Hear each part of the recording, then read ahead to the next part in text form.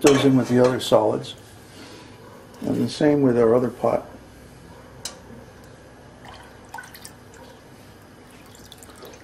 Pour the clear ghee out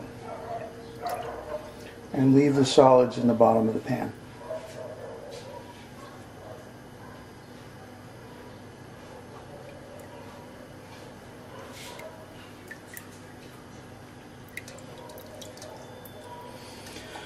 Now what we've got here is a clear golden liquid, and it still has a few little particles of solids left in it, but that's all right. Well, what's going to happen is we're going to cook this until all the water is completely cooked out. Now this is the trickiest part, because we have to cook it on high, bring it to a boil to cook the moisture out. But at the same time, there is going to be impurities that are suspended in the ghee. They're going to settle out to the bottom, and we have to be careful not to let them burn. If they burn, they're going to ruin the flavor of the ghee. But at the same time, we want to get all the water out, number one, so that it will stay good for many months without any preservation or refrigeration. And the other thing is that when we use it for frying, it won't have a lot of steam or moisture still left in it. I don't know if you can see this here. I'm going to zoom in on it a little bit. But there's already water bubbles or steam bubbles coming up here from the bottom. And as the ghee heats up, we're going to get more and more of those.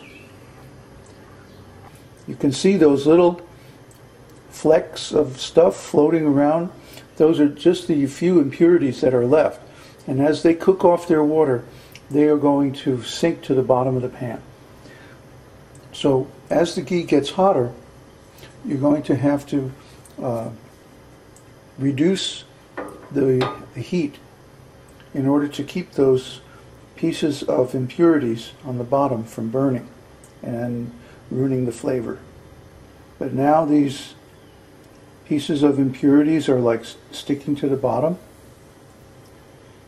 See down here? Oh, my wet spoon.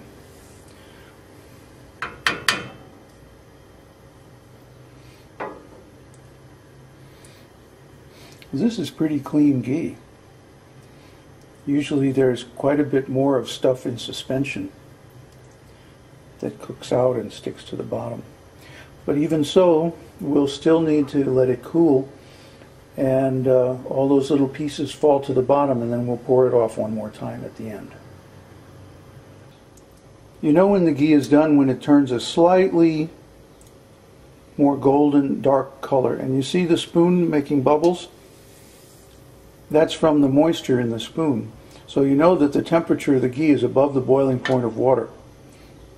And that means that the moisture is pretty much cooked out, so we turn off the flame at this point and let it cool and get ready for the final pour off.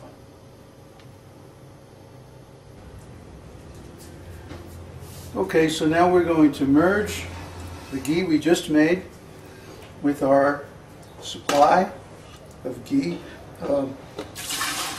5 kilo block of butter like this.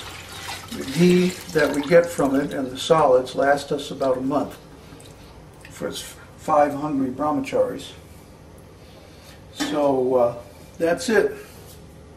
That's the process of how ghee is made, and then in the next episodes we'll start talking about what to do with it, how to make pakoras, samosas, kachoris, and so on. Hare Krishna.